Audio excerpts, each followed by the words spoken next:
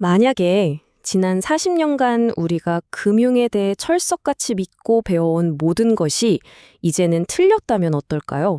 오늘 우리는 금융 역사가 러셀 네이피어의 아주 날카로운 경고를 통해서 세계 경제에 일어나고 있는 거대한 지각 변동, 바로 국가 자본주의의 도래에 대해 깊이 파고들어 보겠습니다.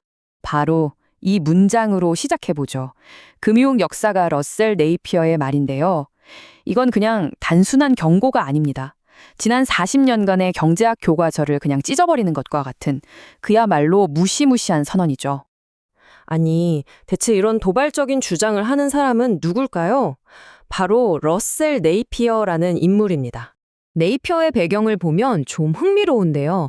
우리가 흔히 생각하는 월스트리트 엘리트 출신이 아니라는 점이 중요해요. 분쟁이 한창이던 북아일랜드에서 정육점 주인의 아들로 태어났습니다. 케임브리지에서 법학을 공부했지만 금융의 길을 선택했죠.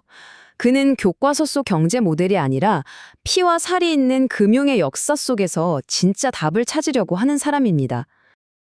자, 그런데 이런 주장을 그냥 믿어도 될까요? 왜 우리가 이 사람의 말에 귀를 기울여야 할까요? 그건 바로 그의 과거 예측들을 보면 알 수 있습니다. 이게 정말 대단한 부분인데요. 네이피어는 항상 거의 모든 시장 전문가들이 예스라고 할 때 혼자서 노를 외쳤다는 겁니다. 1997년 아시아 금융위기 때도 그랬고 2009년 글로벌 금융위기 때 시장 바닥을 정확히 짚어냈을 때도 그랬죠. 그리고 가장 최근인 2020년 모두가 디플레이션을 걱정할 때 혼자서 엄청난 인플레이션이 올 거라고 예측했습니다. 그리고 놀랍게도 그가 맞았죠. 자, 이 정도면 믿을 만한 사람이란 건 알았고, 그럼 이제 네이피어가 말하는 그 새로운 세계는 대체 어떤 모습일지 한번 들여다보겠습니다. 그의 주장의 핵심은 이겁니다. 정부가 다시 경제의 운전대를 잡고 있다는 거예요. 왜냐? 두 가지 거대한 압력 때문입니다. 하나는 눈덩이처럼 불어난 정부 부채, 그리고 또 하나는 점점 더 치열해지는 국가 간의 경쟁이죠. 그럼 첫 번째 문제, 바로 부채 문제부터 한번 보죠. 이건 그냥 많다 수준이 아닙니다. 기존의 방법으로는 도저히 해결이 안 될 만큼 거대한 산이 되어버렸어요. 122%. 이게 어느 정도냐면 미국이 1년 내내 벌어들이는 모든 돈을 합친 것보다 빚이 더 많다는 뜻입니다. 연준 의장인 파월조차 이건 지속 가능하지 않다고 두 손 들었을 정도죠.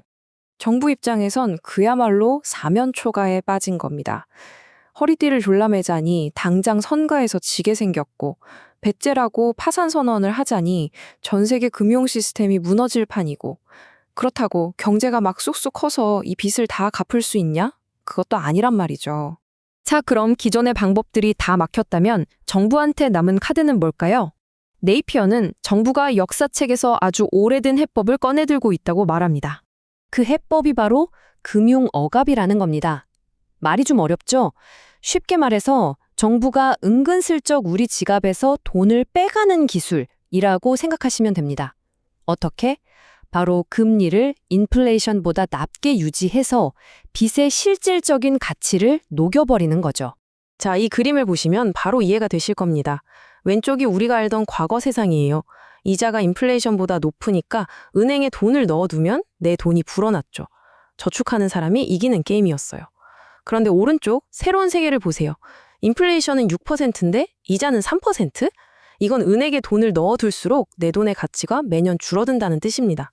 이 게임의 승자는 누구일까요? 네, 바로 가장 큰 빚을 진 사람, 즉 정부입니다. 네이피어는 이걸 아주 직설적으로 표현합니다. 금융 억압은 노인들의 돈을 천천히 훔치는 것이다.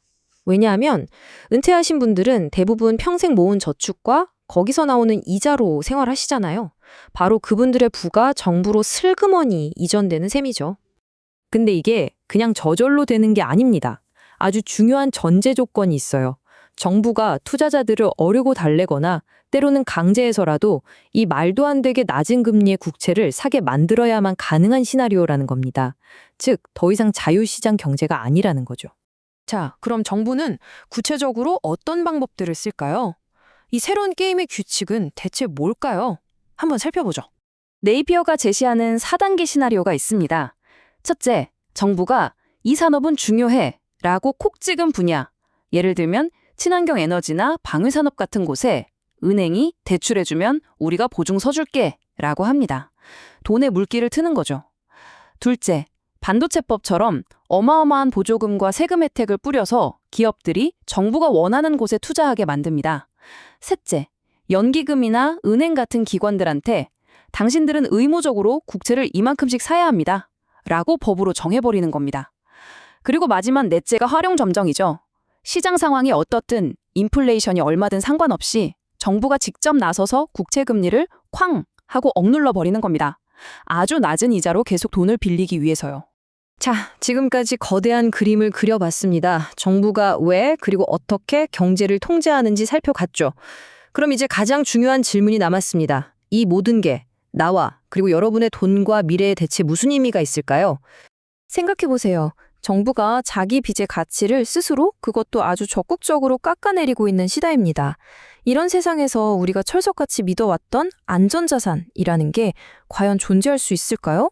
네이피어가 던지는 마지막 메시지는 바로 이겁니다.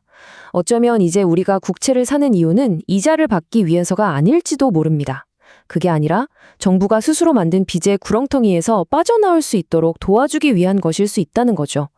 이건 국가와 국민 사이의 오랜 믿음, 그 사회적 계약이 근본부터 흔들리고 있다는 아주 심오하고도 불편한 경고입니다.